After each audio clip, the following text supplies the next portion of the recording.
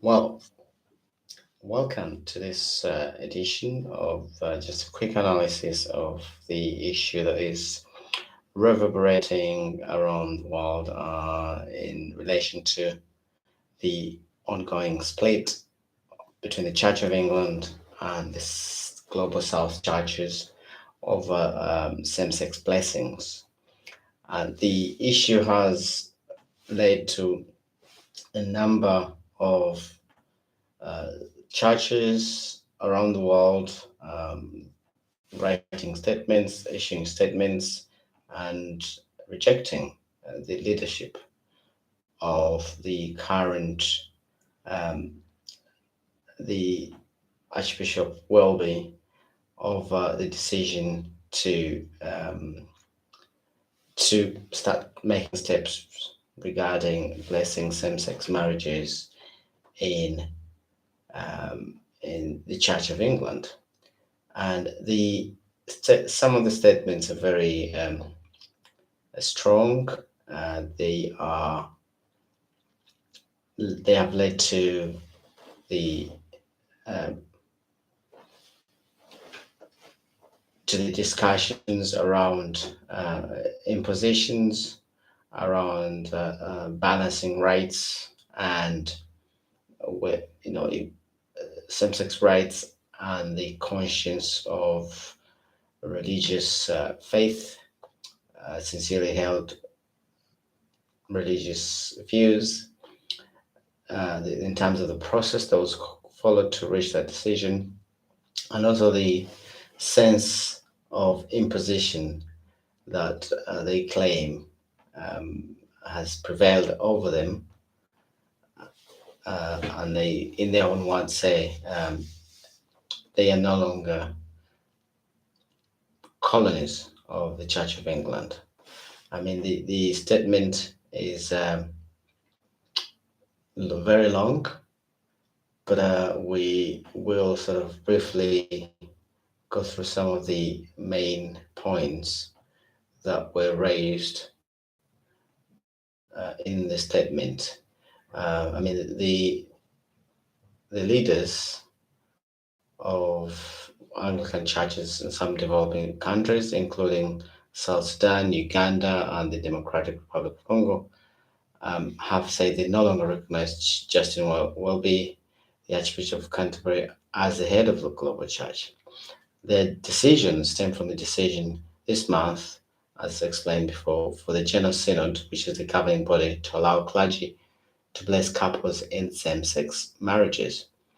The Global South Fellowships, as it's known, of Anglican churches, GSFA, that appears to say that it speaks for 70% five of Anglicans worldwide, say that the Church of England had departed from the historic faith and disqualified itself as the mother church of the Anglican Communion.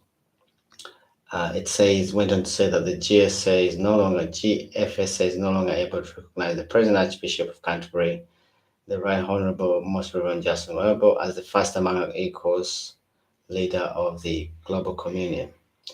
The they recommended that they sort of disassociate themselves from the church.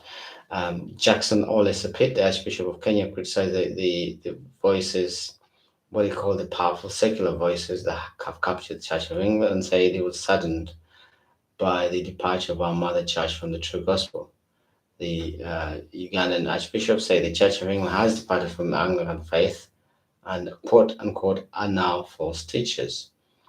So the statement went on to say that they withdrew their support for Welby as leader of the global church and should be received with him as an admonishment in love.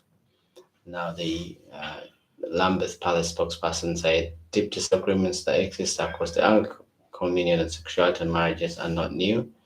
And in relation to the statement, they said we fully appreciate their position, but no changes to the formal structures of the Anglican communion can be made unless they are agreed upon by all the body leaders and council.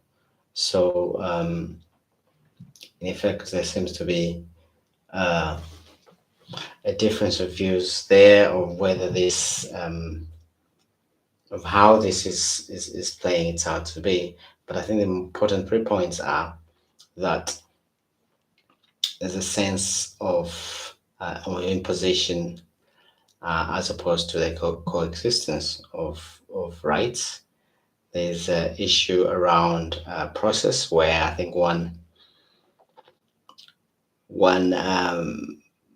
member, barrister who was addressing the synod, I think Mr. Matov said that when he asked for the consultation, say there wasn't enough time to do that, and they referred him to a document which he classified as guidance or something to that effect. And he did say that he found it in his hotel lobby as a blank piece of paper. Obviously, it's being satirical, and it could be found in any good um, bookshop. But that the point he was making, that the consultation was as good as a blank piece of paper.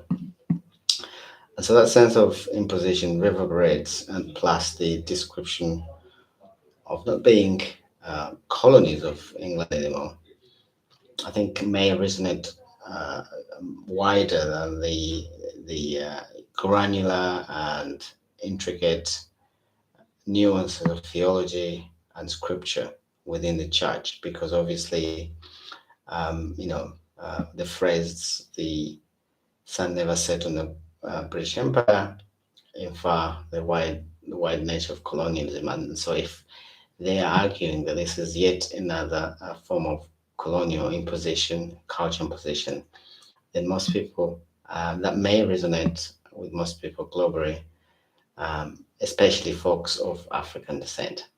And so that's where it is now. We shall see how this plays out.